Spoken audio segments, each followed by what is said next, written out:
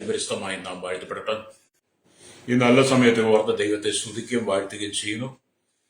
വിവിധ സ്ഥലങ്ങളിൽ രാജ്യങ്ങളുമായിരുന്ന ദൈവത്തിന് വചനം കേൾക്കുന്ന എല്ലാ പ്രിയപ്പെട്ടവരും കർത്താവായ യേശുക്രിസ്തുവിന്റെ വിലയേറിയ നാമത്തിൽ എന്റെ സ്നേഹവന്ദനത്തെ അറിയിക്കുന്നു.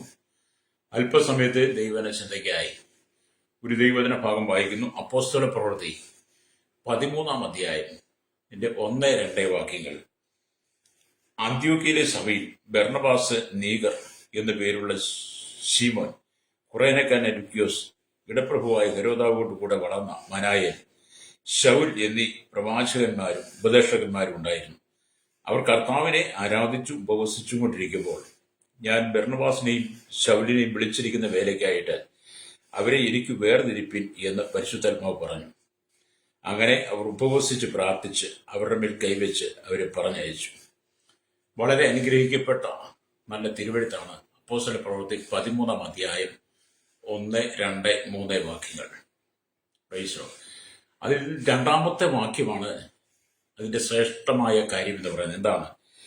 അവർ കർത്താവിനെ ആരാധിച്ചു ഉപവസിച്ചും കൊണ്ടിരിക്കുമ്പോൾ ഞാൻ ബർന്നബാസിനെയും ശൗലിനെയും വിളിച്ചിരിക്കുന്ന വേലയ്ക്കായിട്ട് അവരെ എനിക്ക് വേർതിരിക്കുവിൻ എന്ന് പരിശുദ്ധാത്മാവ് പറഞ്ഞ ആ ഒരു ദൈവശബ്ദം ആ ഉപവാസ പ്രാർത്ഥനയിൽ കേൾക്കുകയാണ്.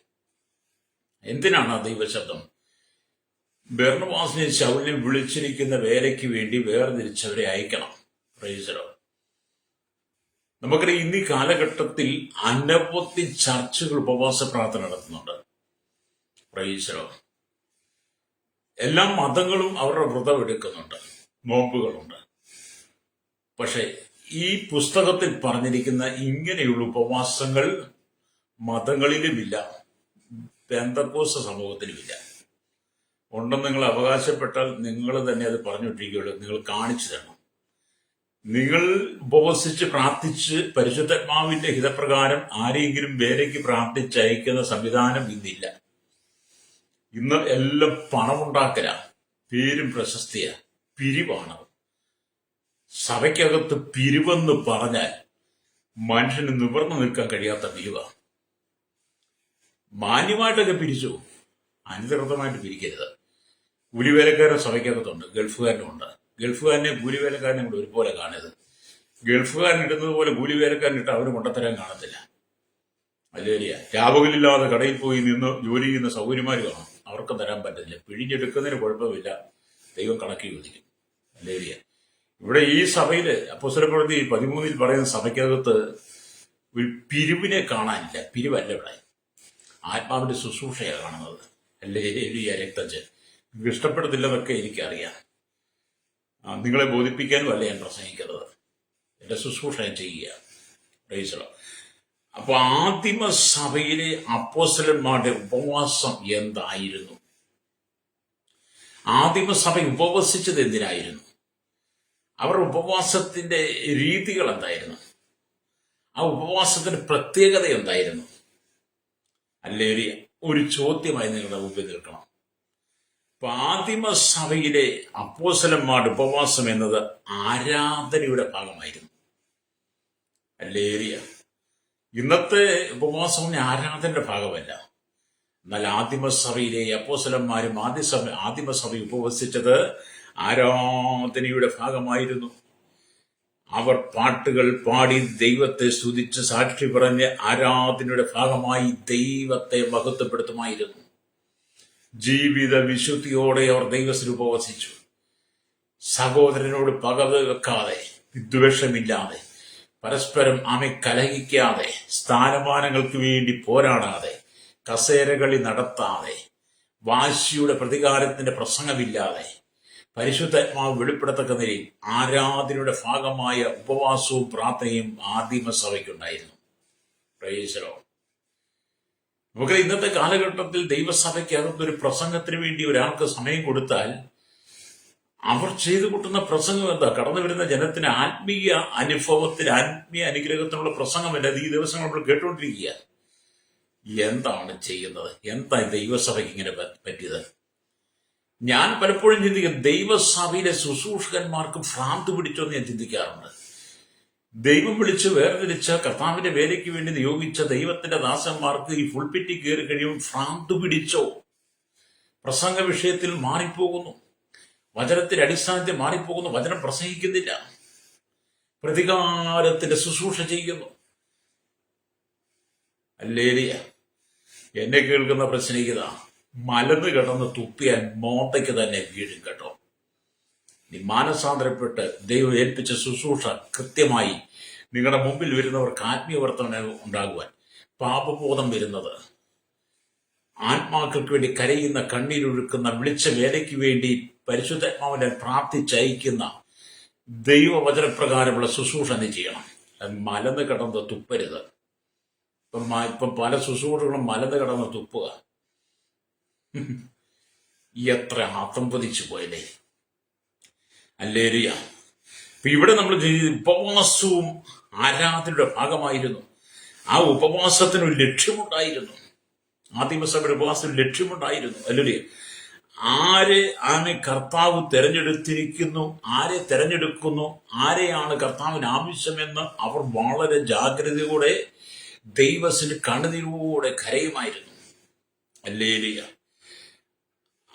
അതുകൊണ്ട് അവർ കർത്താവിനെ മഹത്വപ്പെടുത്തി കർത്താവിന്റെ ശുശ്രൂഷകൾക്കായി ജനത്തെ ഒരുക്കിക്കൊണ്ടിരുന്നു. കർത്താവിന്റെ ശുശ്രൂഷയ്ക്ക് വേണ്ടി, വേലയ്ക്ക് വേണ്ടി അയക്കുവാൻ. അല്ലേലിയ. മക്കളെ, 7 ഭൂഖണ്ഡങ്ങൾ വിളഞ്ഞു കിടക്കുക, വയലുകൾ വിളഞ്ഞു കിടക്കുന്നു. ആത്മാക്ക് പാകാൻ കുയ്യത്തിന് പാകാൻ കൊയ്യുവാൻ പാകത്തിന് കിടക്കുക. അല്ലേലിയ. അല്ലേലിയ. ആര് ഇതിനു വേണ്ടി പോകും? വയലുകളെല്ലാം പാകത്തിന് വിളഞ്ഞു കിടക്കുക. നീ കൊയ്തെടുത്താൽ മതി, പക്ഷെ പോകാൻ ആളില്ല. രക്തം ചെയ്യാൻ. അല്ലേലിയ. ഇവിടെ എന്തിനെല്ലാമാണ് അവർ ഉപവസിച്ചത്? അവർ കർത്താവിന്റെ വഴി നടത്തിപ്പിന് വേണ്ടി, കർത്താവിന്റെ ഹിതം അറിയാൻ വേണ്ടി, ദൈവ ആലോചനയ്ക്ക് വേണ്ടി, ശുശ്രൂഷയുടെ മഹത്വം വെളിപ്പെടുത്തുവാൻ, ശുശ്രൂഷയ്ക്ക് നിയോഗിക്കപ്പെടുവാൻ, പരിശുദ്ധാത്മാവിന്റെ ശബ്ദം കേൾക്കുവാൻ, പരിശുദ്ധാത്മാവിന്റെ അനുഭവത്തിൽ നിൽക്കുവാൻ വേണ്ടിയും. അല്ലേലൂയ. അവർ അന്ന് ആദിമസഭ ഉപവസിച്ചു. ഇന്നത്തെ ഉപവാസമല്ല കേട്ടോ. Price the Lord. ഇവിടെ പൗലോസിന്റെ 1ാം മിഷണറി യാത്രയെക്കുറിച്ചാണ് അപ്പോസ്തലപ്രവൃത്തി 13-ാം അധ്യായം തുടങ്ങാൻ പോകുന്നത്. അല്ലേലൂയ. ഇവിടെ AD 48-നും 49-മാണ് അല്ലേലൂയ പൗലോസിന്റെ ശുശ്രൂഷ ഇവിടെ ആരംഭിക്കുന്നത്. അന്ത്യോക്യയിലെ ക്രിസ്തീയ സഭ പുറംജാതികളിൽ നിന്നും വേർപെടുന്നവരുടെ ആദ്യ സഭയായിരുന്നു. പരിശുദ്ധാത്മാവിനാൽ തിരഞ്ഞെടുക്കപ്പെട്ടവരെ മറ്റു ദേശങ്ങളിലേക്ക് മിഷണറിമാരായി അയക്കുന്നുള്ള ഉത്തരവാദിത്തം ആദ്യമായി ഏറ്റെടുത്തതും ഈ സഭയായിരുന്നു. Praise the lord. ഹല്ലേലൂയ. ഈ സഭയിലെ ഏറ്റവും പ്രമുഖരായ 2 വ്യക്തികളെ മിഷണറി വേലയ്ക്കായി പരിശുദ്ധാത്മാവ് അയക്കുവാൻ തീരുമാനിച്ചു. ആ സഭയിലെ പ്രമുഖരായ 2 വ്യക്തികൾ ആരൊക്കെയാണ്? പൗലോസിനെയും ബർന്നബാസിനെയും. ഹല്ലേലൂയ. അവരുടെ മേൽ കൈവച്ചതിന്റെ ഉദ്ദേശം എന്താണ്? സഭയുടെ അംഗീകാരം അവർക്കുണ്ടെന്ന് വെളിപ്പെടുത്തുവാനും അവരുമായി തുടർന്നും തങ്ങൾക്ക് കൂട്ടായ്മ ഉണ്ടാകാനുമാണ് ആ കൈവെപ്പ് ശുശ്രൂഷ അവിടെ നടന്നത്. Price the lord. ഹല്ലേലൂയ. ആമേൻ. തങ്ങൾക്ക് കൂട്ടായ്മ ഉണ്ടാകുവാൻ, തങ്ങളുമായി കൂട്ടായ്മയുടെ ഐക്യത്തിൽ ഒന്നിച്ച് കടന്നു പോകാൻ വേണ്ടി ഹല്ലേലൂയ അവരെ പരിശുദ്ധാത്മാ നിയോഗത്തോടുകൂടി ശുശ്രൂഷയ്ക്കായി അയച്ചു. ഇന്ന് പകരം ഈ വചനം കേൾക്കുന്ന ശ്രോതാവേ, ആദിമസഭയുടെ ഉപവാസം ആരാധനയുടെ ഭാഗമായി, ശുശ്രൂഷയുടെ ഭാഗമായി, ആത്മഭാരമുള്ളതായി, കർത്താവിന്റെ വേലയ്ക്ക് വേണ്ടി അനേകരെ പറഞ്ഞയക്കുന്ന ശുശ്രൂഷയായി അന്നത്തെ ഉപവാസം മാറി. ആ ഉപവാസത്തിനകത്ത് പരിശുദ്ധാത്മാവിന്റെ സാന്നിധ്യം വെളിപ്പെട്ട് ദൈവാത്മാവ് സംസാരിച്ചെങ്കിൽ ഈ കാലഘട്ടത്തിൽ അന്നത്തെ അനുഭവത്തിലേക്ക് സഭ മടങ്ങി വരണം. സഭ മടങ്ങി വരണം. ദിവ്യാഗ്രഹം വിടണം. സ്ഥാനമാനങ്ങളെ വിടണം. സ്ഥാനമാനങ്ങളും വിട്ട്, ദിവ്യാഗ്രഹങ്ങളും വിട്ട്, പേരും പ്രശ്നം സ്വയത്വം ഒക്കെ ഒന്ന് മാറ്റിവെച്ച് അല്ലെങ്കിൽ നാം ദൈവസന്നിധിയിൽ കീഴ്പ്പെടണം. അങ്ങനെ നാം ദൈവസന്നിധിയിലേക്ക് വന്നാൽ അന്നത്തെ പോലൊരു നല്ല ഉണർവ് ഈ കാലഘട്ടത്തിലും ദൈവസഭയ്ക്ക് നൽകും. ഹല്ലേലൂയ.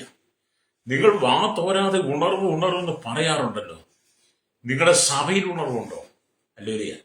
ഒരു സഭയ്ക്കകത്ത് നിൽക്കുന്ന വിശ്വാസികളെ അടിച്ചു മാറ്റിക്കൊണ്ട് പോകുന്നതല്ലേ നിങ്ങളുടെ ഉണർവെന്ന് പറയുന്നത്? ഇന്നത്തെ ഉണർവ് എന്താ? ദൈവസഭയിലെ ഒരു സഭയ്ക്കകത്ത് അടിസ്ഥാനപരമായി നിൽക്കുന്ന വിശ്വാസികളുടെ വീട്ടിൽ ആ സഭയുടെ പാസ്സറിയാതെ ചെന്നിട്ട് നുണ പറഞ്ഞ് ഏഷണി പറഞ്ഞിട്ട് ആ കുടുംബത്തെ വശീകരിച്ച് തട്ടിക്കൊണ്ട് പോകുകയിട്ട് പറയും ഞങ്ങളുടെ സഭയിൽ വലിയ ഉണർവാന്ന് പറയും. അതല്ലേ സഹോദരൻ നീ ചെയ്യുന്നത്?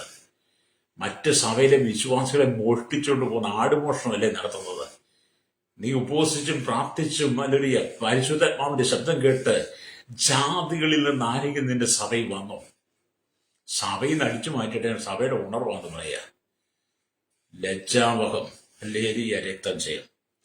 ഇവിടെ ദൈവവേല എന്താ പറയുക, മഹിമയുള്ള വേലയാ. ദൈവവേല എന്ന് പറയുന്ന മഹിമയുള്ള വേലയാണ്.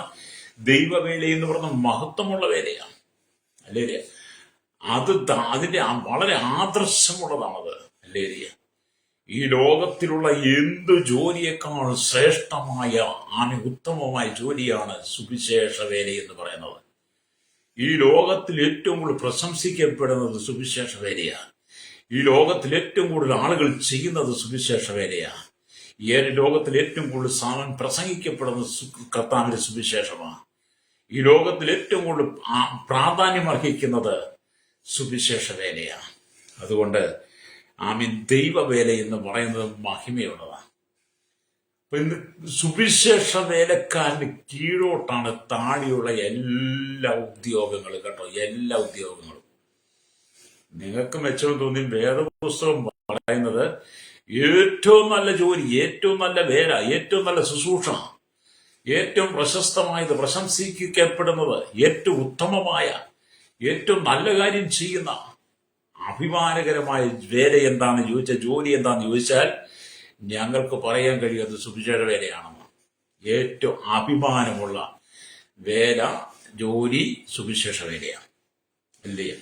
അത് കർത്താവിനാൽ ഏർപ്പെടുത്തി തന്നതാണ്, കർത്താവ് തന്നതാണ്, ദൈവികത പ്രകാരം നമ്മളെ ഏൽപ്പിച്ചിരിക്കുന്നതാണ് സുവിശേഷ വേല.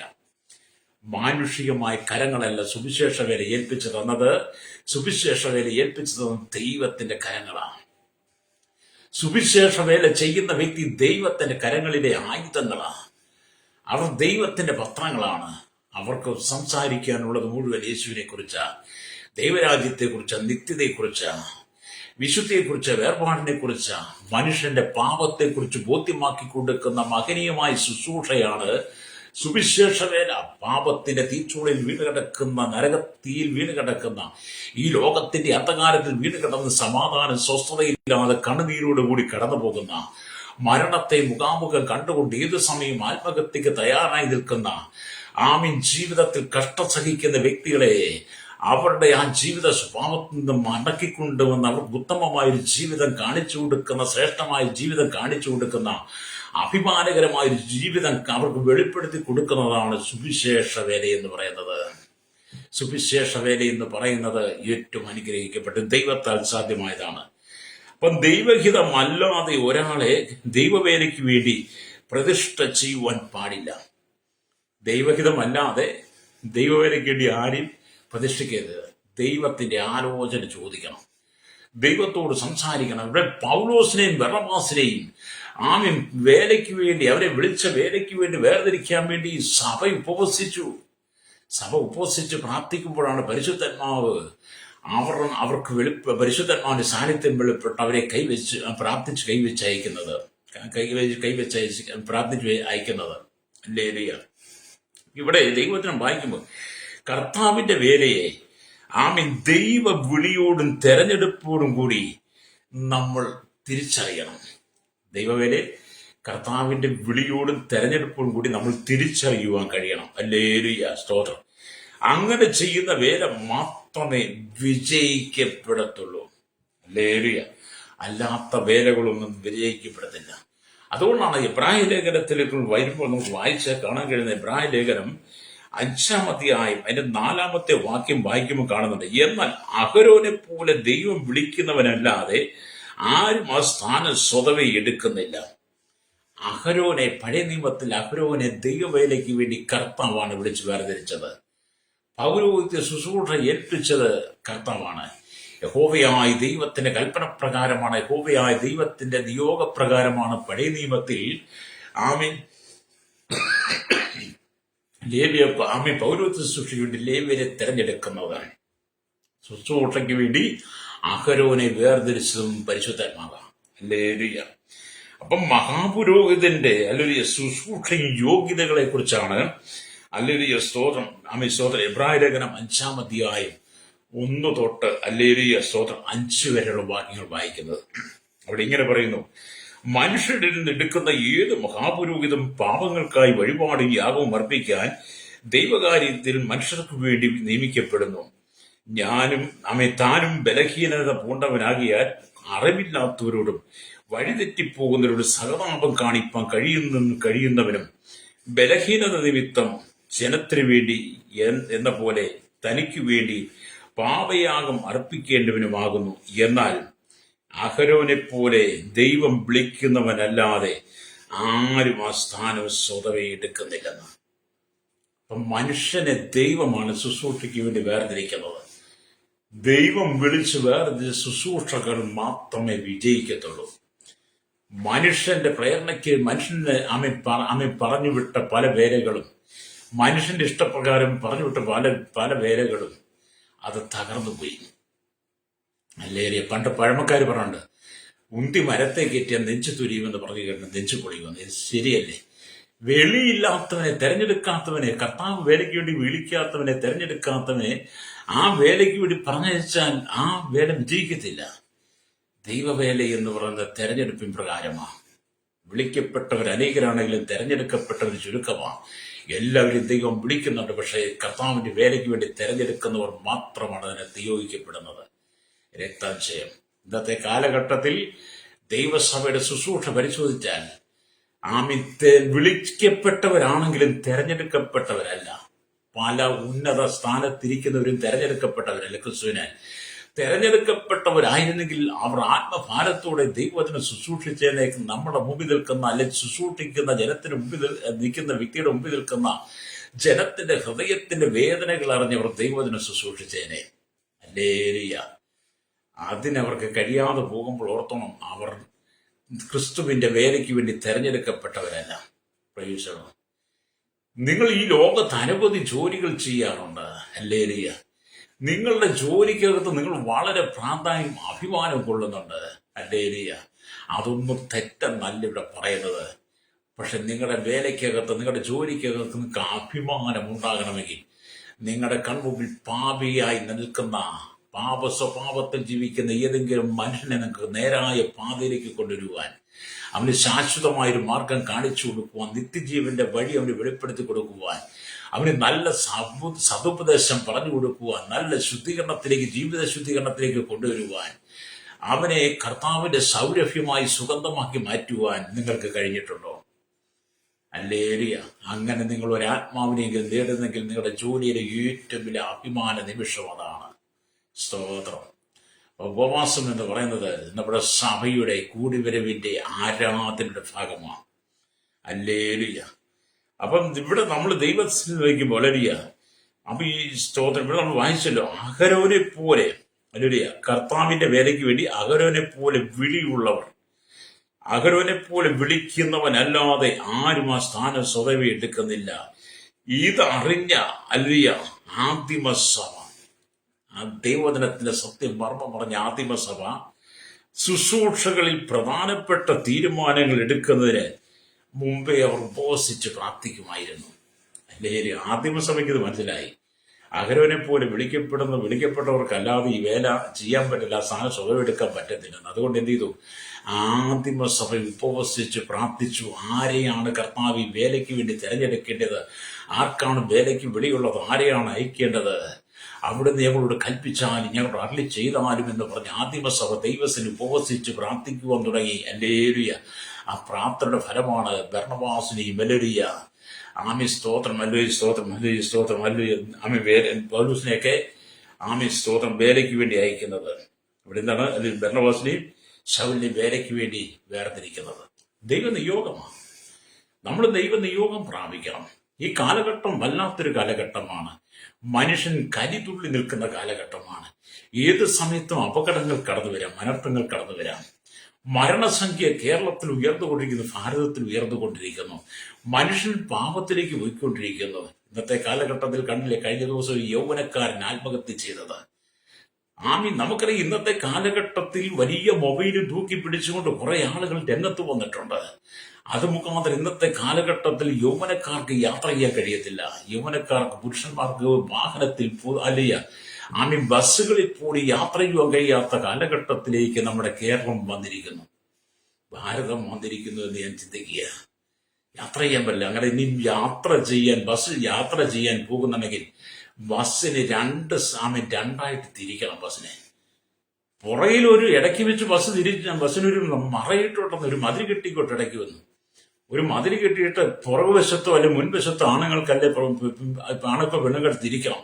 എന്നിട്ട് 2 കണ്ടക്ടർമാരെ വെക്കട്ടെ, സർക്കാരിന്റെ നിയമം കൊണ്ടുവിട്ട്. അല്ലെങ്കിൽ ബസ്സാണെ കീറിയാൽ ബസ് ഉലയും ആടും വീശും. അവർക്ക് സമയത്ത് ടൈമിങ്ങിന് ഓടണം. അവർക്ക് കൃത്യ സ്റ്റാൻഡുകൾ കയറി ഇറങ്ങണം. ഇല്ലെങ്കിൽ ആ വഴിയിൽ അടിയുണ്ടാകും, തമ്മിൽ അടിക്കും, എത്രയോ പേര് അങ്ങനെ. അല്ലെങ്കിൽ ഇടിയുണ്ടാകും, കൂട്ടിയിടിയുണ്ടാകും. അത് ഉണ്ടാകാതിരിക്കേണ്ടി അവർ മരണപ്രാശില. അവരെയൊന്നും ഞാൻ കുറ്റം പറയുന്നില്ല. അങ്ങനെയുള്ളപ്പം തട്ടുകയും മുട്ടുകയും ഒക്കെ ചെയ്യും. അതുകൊണ്ട് വൈറലാകാൻ വേണ്ടി, റീൽസ് ഉണ്ടാക്കാൻ വേണ്ടിയിട്ട് ആരെയും കൊലക്കളത്തിലേക്ക് നയിക്കരുത്.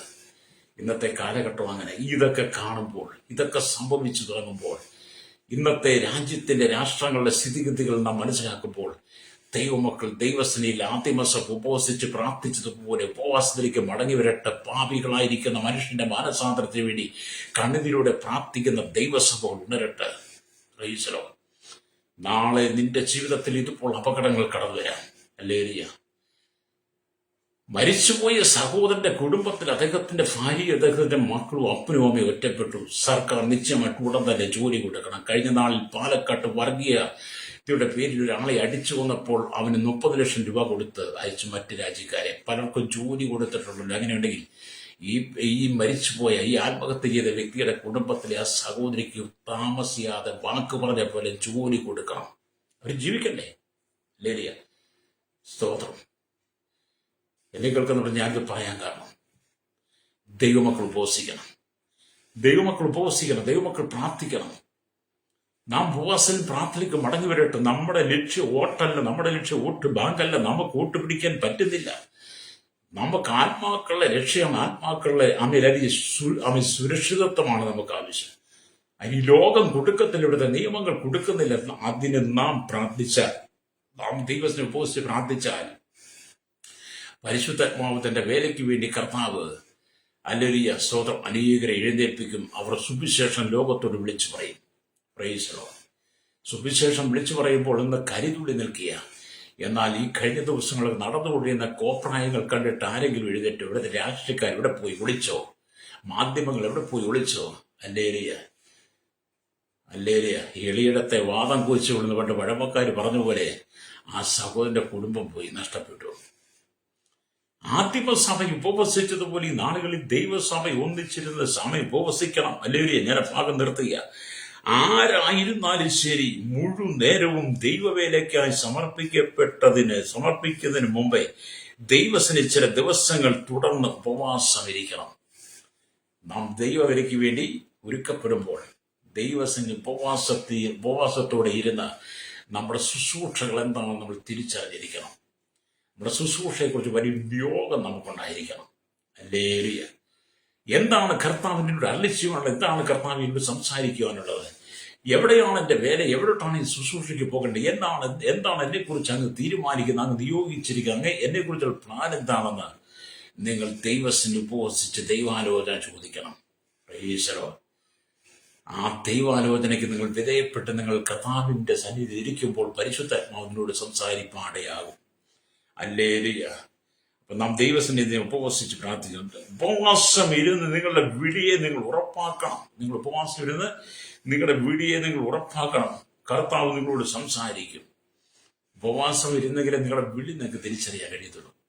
ഹല്ലേലൂയ സ്തോത്രം. അതുകൊണ്ടാണ് പത്രോസിന്റെ ലേഖനം നമ്മൾ വായിക്കുന്നുണ്ട്, നിങ്ങളുടെ തെരഞ്ഞെടുപ്പും വിളിയും തെരഞ്ഞെടുപ്പും അധികം ഉറപ്പാക്കുവിന്ന്.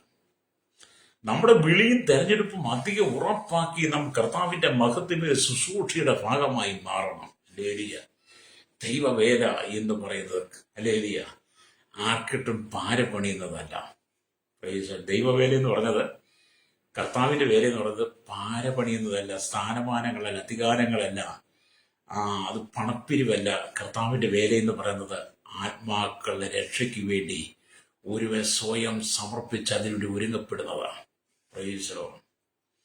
അല്ലെങ്കിൽ അത് നമ്മൾ ഉപവസിച്ച് പ്രാർത്ഥിക്കണം. അല്ലെങ്കിൽ കർത്താവിനോട് സംസാരിക്കും. അതേ സമയത്ത് നിങ്ങളുടെ സഭയും നിങ്ങൾക്ക് വേണ്ടി ഉപവസിച്ച് പ്രാർത്ഥിക്കണം. നിങ്ങളുടെ സഭയും എന്ത് ചെയ്യണം? നിങ്ങൾക്ക് വേണ്ടി ഉപവസിച്ച് പ്രാർത്ഥിക്കണം.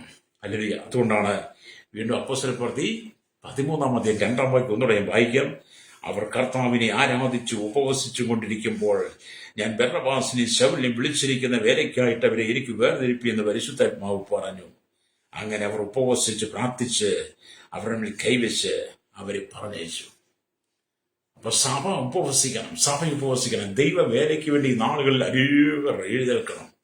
ഞാൻ പറഞ്ഞ ലോകമെമ്പാടും 800 കോടിയിലധികം ജനം ആമേൻ ഉണ്ട്. ഈ ലോകമാകുന്ന വയൽ. ഹല്ലേലൂയ. ഞാൻ ആദ്യം പാകത്തിന് കിടക്കുക, കൊയ്യുവാൻ പാകത്തിന് കിടക്കുക.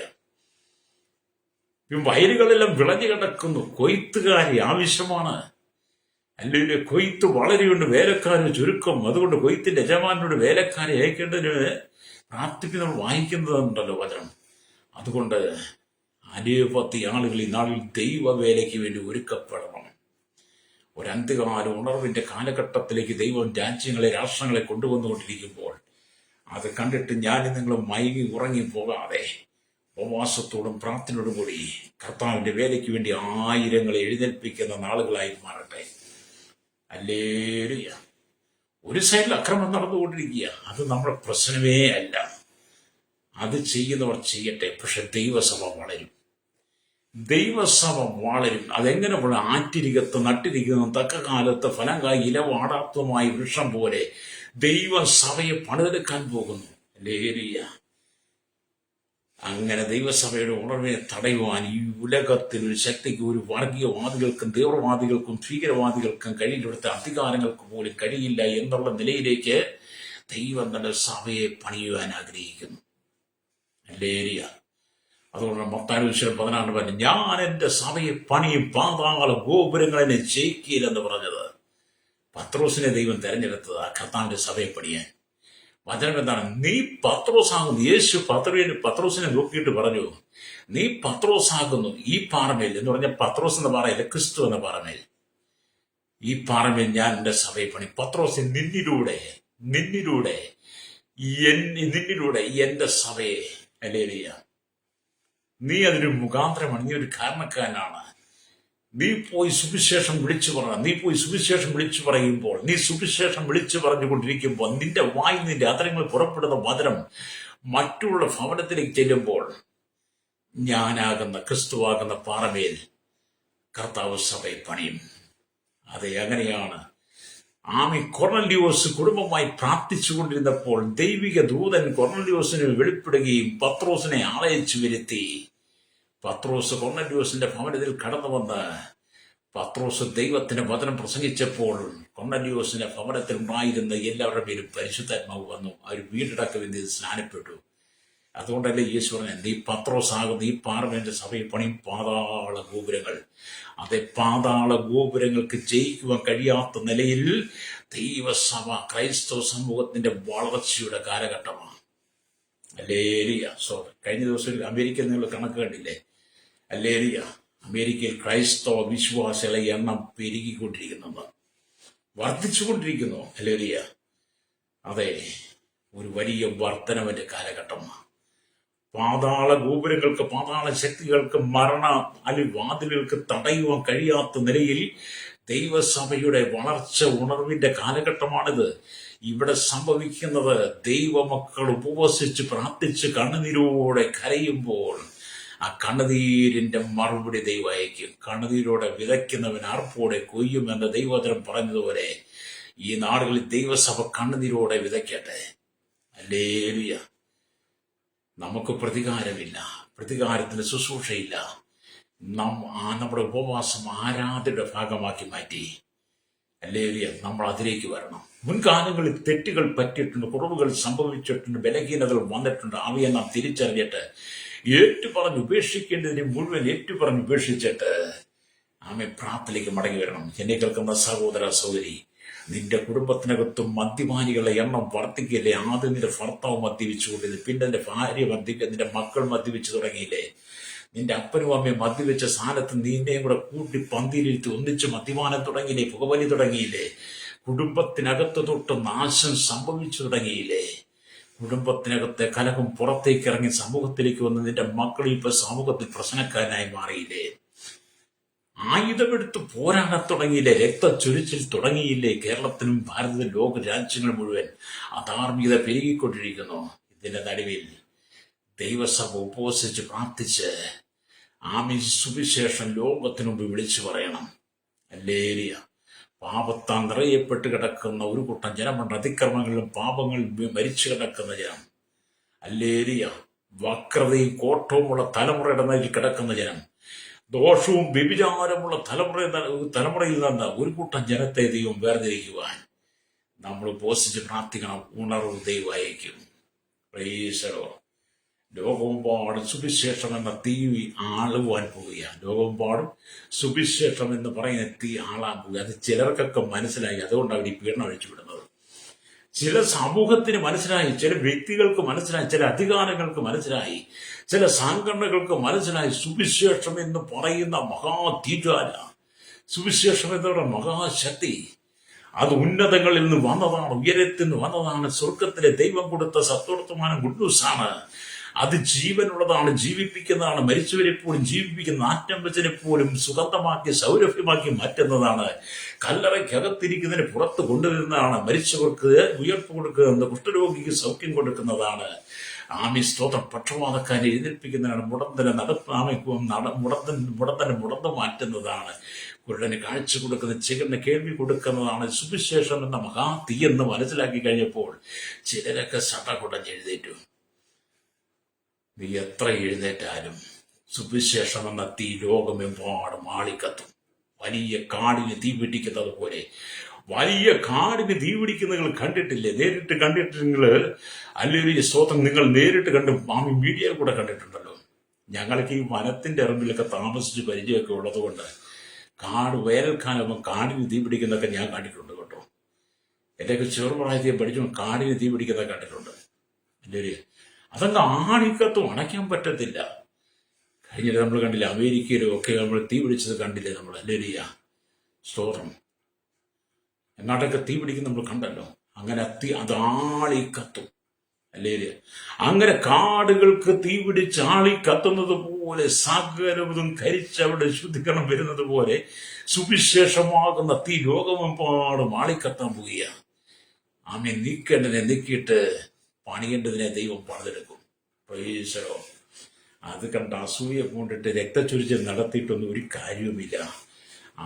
സുവിശേഷം ദൈവമക്കൾ ഉപവസിച്ച് പ്രാർത്ഥിച്ചും ദൈവത്തിന് കൂടിയിരിക്കും പരിശുദ്ധാത്മാവ് പൗലോസിനെയും ബർന്നബാസിനെയും വേലയ്ക്ക് വേണ്ടി വേർതിരിച്ച് അവരാൽ അത്ഭുതങ്ങളും അടയാളങ്ങളും വീര്യപ്രവർത്തനങ്ങളും നടന്നതുപോലെ ഈ കാലഘട്ടത്തിലും അത്ഭുതങ്ങളും അടയാളങ്ങളും വീര്യപ്രവർത്തനങ്ങളാൽ നിറയപ്പെട്ട ശുശ്രൂഷയുടെ മഹാത്മ്യം വെളിപ്പെടാൻ പോവുകയാണ്. ഉണർവിന്റെ കാലഘട്ടമാണ്. തടയുവാൻ ഇവിടുത്തെ നിയമങ്ങൾക്ക് കഴിയില്ല, അധികാരങ്ങൾക്ക് കഴിയില്ല. ഹല്ലേലൂയ. സ്തോത്രം. ദൈവത്തിന്റെ പേരെ തടയുവാൻ ആർക്കും കഴിയില്ല. സ്തോത്രം. ലോകം മുഴുവൻ പാപത്തിൽ വീണ് കിടക്കുന്ന, ശാപത്തിൽ വീണ് ലോക രാജ്യങ്ങൾ തമ്മിൽ കലഹിക്കുന്ന യുദ്ധങ്ങളും യുദ്ധസുഹൃതികളും ക്ഷാമങ്ങളും ഭൂകമ്പങ്ങളും സുനാമികളും അക്രമങ്ങളും തീവ്രവാദങ്ങളും ഭീകരമാകും വർഗീയതയും അനാശാസ്യമായ ദൈവികതമല്ലാത്ത പ്രവർത്തനങ്ങൾക്ക് സാമ്യലും നേതൃത്വം കൊടുക്കുവാൻ പലരും രംഗത്ത് വന്നു. ഹല്ലേലൂയ. മനുഷ്യന്റെ സമാധാനത്തെ കെടുത്തിക്കളയുന്ന, മനുഷ്യനെ തകർത്ത് കളയുന്ന സംഭവങ്ങളിലേക്ക് ലോകരാജ്യങ്ങൾ എത്തിയിരിക്കുന്നു. എല്ലാ ലോകരാജ്യങ്ങളും ആറ്റം ബോംബുകളും അണുബോംബുകളും അല്ലെങ്കിൽ അണുവായുധങ്ങളും പ്രയോഗിക്കാൻ തയ്യാറായി നിൽക്കുകയാണ്. ഇവിടെയാണ് സുവിശേഷ വേലയുടെ പ്രാധാന്യം മനസ്സിലാക്കേണ്ടത്.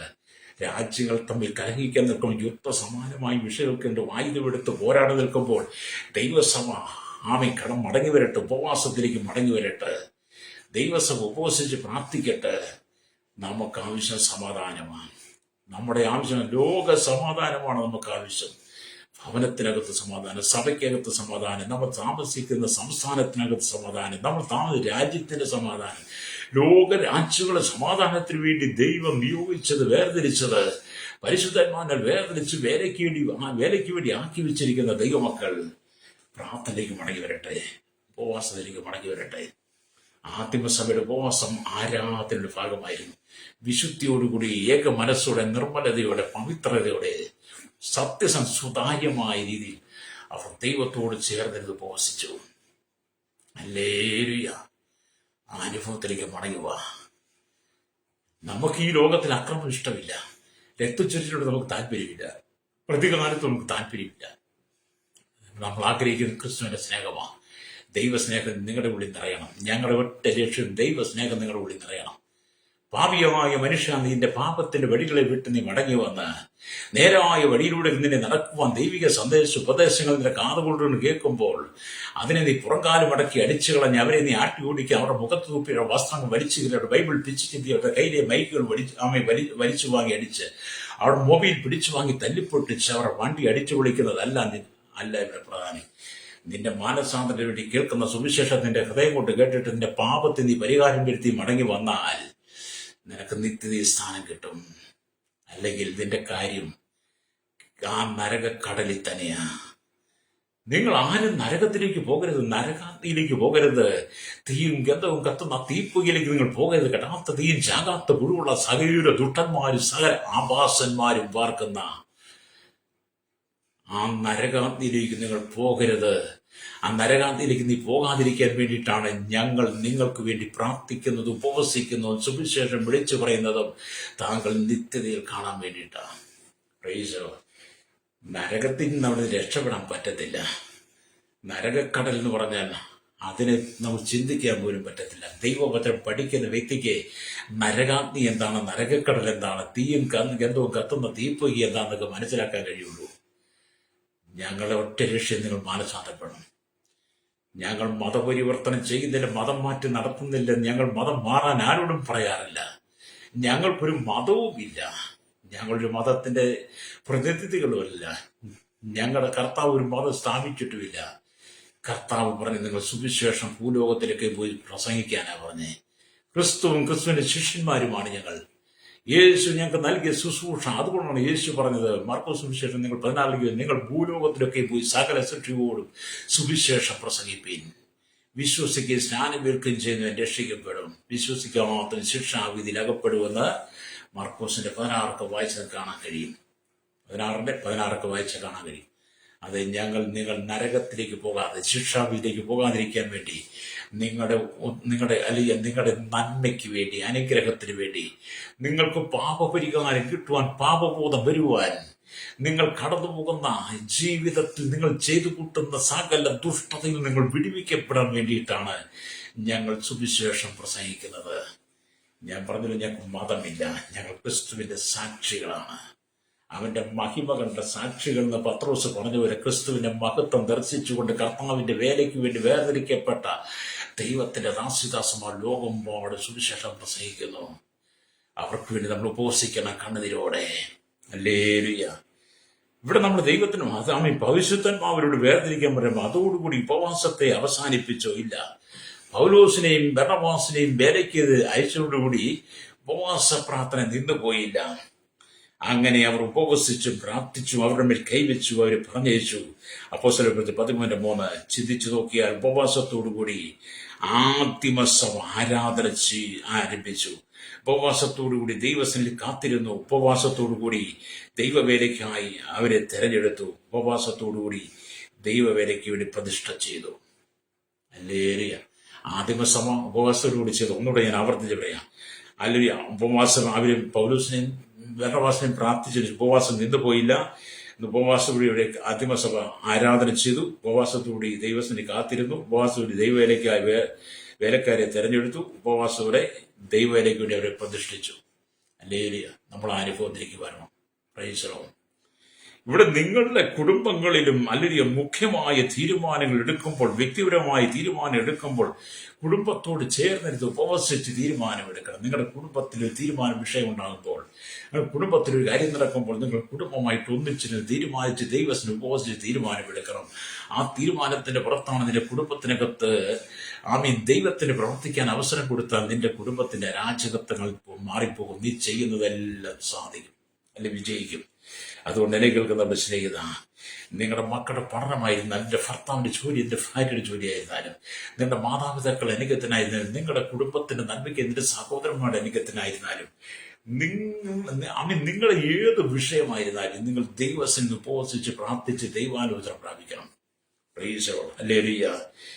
എങ്ങനെയുള്ള ജീവിതം നിങ്ങൾ നയിച്ചാലും ജീവിത സഖിയെ തെരഞ്ഞെടുക്കുന്നതിന് ഉപവസിച്ച് പ്രാർത്ഥിക്കണം. ഇന്നത്തെ പോലെ 10ാം ക്ലാസ്സിലേക്ക് കുട്ടികൾ വന്നു കഴിഞ്ഞാൽ പിന്നെ 10ാം ക്ലാസ്സിന്റെ പഠിക്കുക യൗവനക്കാർ പോയി നിന്നിട്ട് 10ാം ക്ലാസ് കഴിഞ്ഞ് പ്ലസ് 2 കഴിഞ്ഞ് കുഞ്ഞുങ്ങളെ വീട്ടിലേക്ക് പോകുന്ന കുഞ്ഞുങ്ങളെ വിളിച്ച് മറ്റൊരിടത്തേക്ക് കൊണ്ടുപോകാതെ, ഇന്നത്തെ സ്കൂളിൽ 4 മണി വിടുമ്പോൾ നിങ്ങൾ സ്കൂളിന്റെ മുമ്പിൽ പോയി നോക്കണം.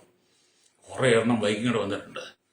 പ്ലസ് 2 കഴിയുന്ന കുട്ടികളെ മാതാപിതാക്കൾ വീട്ടിൽ ചെല്ലാൻ നോക്കിയിരിക്കുക. പെൺകുട്ടികൾ വീട്ടിൽ ചെല്ലുക, പിന്നെ തിരിച്ചു പറയാം ഞങ്ങൾ ഇന്നടത്തോണം.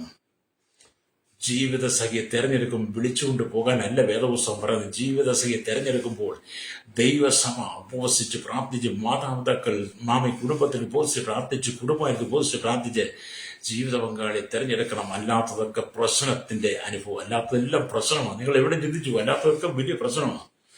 അല്ലെ, എത്രയാണോ തമ്മിൽ കലഹിച്ച് അടിച്ചു പിരിഞ്ഞു മാറിയത്, എത്രയാണോ കലഹിച്ചുകൊണ്ടിരിക്കുന്നത്. അപ്പൊ ജീവിത സംഖ്യ തെരഞ്ഞെടുക്കുന്നതിന് പോലും നിങ്ങൾ ഉപവസിച്ച് പ്രാർത്ഥിക്കണം. മുൻകരുതലുകൾ ആവശ്യമാണ്. ഉപവാസം ഇരുന്ന് പ്രാർത്ഥിക്കുമ്പോൾ നിങ്ങളെ സൃഷ്ടിച്ചവന് നിങ്ങൾക്ക് വേണ്ടി ജീവനെ കൊടുത്തവനുമായ കർത്താവ് നിങ്ങളോട് മനസ്സിലുള്ളവനായി നിങ്ങളുടെ മക്കൾക്ക് നല്ല ദാനങ്ങളെ അവൻ തരും. ഹല്ലേലൂയ. നിങ്ങൾ ഉപവസിച്ച് പ്രാർത്ഥിക്കുമ്പോൾ നിങ്ങളുടെ മക്കൾക്ക് നല്ല ദാനങ്ങളെ കർത്താവ് തരും.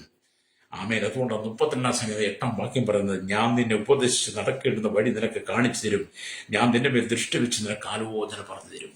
അതുപോലെ നീ കേൾക്കുന്ന മാതാപിതാക്കളെ, നീ ഉപവസിച്ച് പ്രാർത്ഥിക്കണം. നിന്റെ കുടുംബത്തിന് വേണ്ടി, നിന്റെ കുടുംബത്തിന് വേണ്ടി, നിന്റെ തലമുറയ്ക്ക് വേണ്ടി, നിന്റെ നന്മയ്ക്ക് വേണ്ടി, ജോലിക്ക് വേണ്ടി നീ കടന്നു പോകുന്ന ജീവിത സാഹചര്യങ്ങൾ എത്ര ഭയാനകമായിരുന്നാലും നീ ഉപവസിച്ച് പ്രാർത്ഥിക്കുക. കുടുംബമായി അതിനകത്ത് ദൈവം പ്രവർത്തിക്കും. നിന്റെ കഷ്ടങ്ങൾ മാറുവാൻ, കടക്കണി മാറുവാൻ, നിന്റെ സാമ്പത്തിക ഞെരുക്കം മാറാൻ, രോഗം മാറുവാൻ, നീ കടന്നു പോകുന്ന പ്രതികൂല സാഹചര്യങ്ങളെ, നീ ഒറ്റപ്പെട്ടു പോയ സാഹചര്യങ്ങളെ, നിന്ദിക്കപ്പെട്ട് അപമാനിക്കപ്പെട്ടു പോയ സാഹചര്യങ്ങളെ എല്ലാവരും നിന്നെ തള്ളിക്കളഞ്ഞ സ്ഥാനത്ത് നിനക്ക് ഉയരുവാൻ ഒറ്റ മാർഗം, നീ ഉപവസിച്ച് പ്രാർത്ഥിക്കുന്നെങ്കിൽ, ഉപവാസം എന്ന് പറഞ്ഞ് നിന്റെ ആരാധനയുടെ ഭാഗമാക്കി മാറ്റിയാൽ ചില അത്ഭുതങ്ങളെ ദൈവം നിന്റെ ജീവിതത്തിൽ ചെയ്യും. കണ്ണുകളുടെ ചാട്ട്.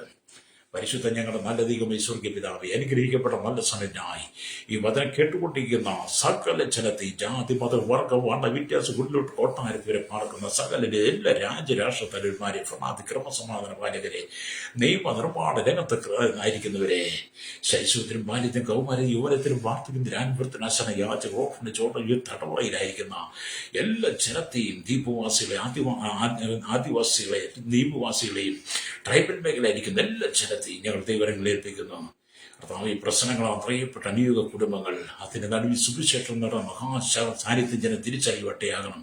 ആദിമസഭ പൗലോസിനെയും ഭരണവാസിനെയും ഉപവസിച്ചും പ്രാർത്ഥിച്ചും അവരെ ദൈവവിലയ്ക്ക് വേണ്ടി പ്രാർത്ഥിച്ചയച്ചതുപോലെ ഈ ദിവസങ്ങളിൽ ദൈവസഭ മടങ്ങി ഒന്നിച്ച് ഉപവസിച്ച് പ്രാർത്ഥിച്ച് ഇപ്പോൾ കടന്നു പോകുന്ന പ്രതിസന്ധികളെ അതിജീവിപ്പാൻ, കർത്താവ് ജന ശക്തി പ്രാപിപ്പാൻ ദൈവത്തിലേക്ക് മടങ്ങി വരടനായി യേശുക്രിസ്തുവിന്റെ കരങ്ങളിൽ ഏൽപ്പിക്കുന്നു. ദൈവത്തിന്റെ ദാസിദാസന്മാർക്കായി പ്രാർത്ഥിക്കുന്നു. കർത്താവ് ദൈവജനത്തിനായി പ്രാർത്ഥിക്കുന്നു. ഞങ്ങളുടെ ഉപവാസം പ്രാർത്ഥനകളുടെ ശോധന ചെയ്തുകൊണ്ട് കർത്താവ് ക്രമീകരണം വരുത്തിക്കൊണ്ട് നഷ്ടപ്പെട്ടു പോകുന്ന ആത്മാക്കൾക്ക് വേണ്ടി കണ്ണുനീരിലൂടെ പ്രാർത്ഥിക്കുന്ന ഉപവാസങ്ങളായി മാറുവാൻ ദൈവസഭയെ, ദൈവദാസന്മാരെ ഒരുക്കണമേ. സ്ഥാനമാനങ്ങൾക്ക് മധ്യ കർത്താവ് ഹല്ലേലൂയ, വാശി, വൈരാഗ്യം, വെല്ലുവിളിയും പരസ്പര വിദ്വേഷ പ്രസംഗങ്ങളൊക്കെ മാറ്റിവെച്ചിട്ട് ജനം കടന്ന് ക്രിസ്തുവിന്റെ സ്നേഹം നൽകി കൊടുക്കുന്ന, ക്രിസ്തുവിന്റെ സ്നേഹത്തെ പ്രദർശിപ്പിക്കുന്ന ദൈവസഭ ഉപവാസത്തിലൂടെ എഴുന്നേൽക്കുവാൻ ദൈവങ്ങളെ ഏൽപ്പിക്കുന്നു. യേശുവിന്റെ നാമത്തിൽ തന്നെ. ആമേൻ, ആമേൻ, ആമേൻ.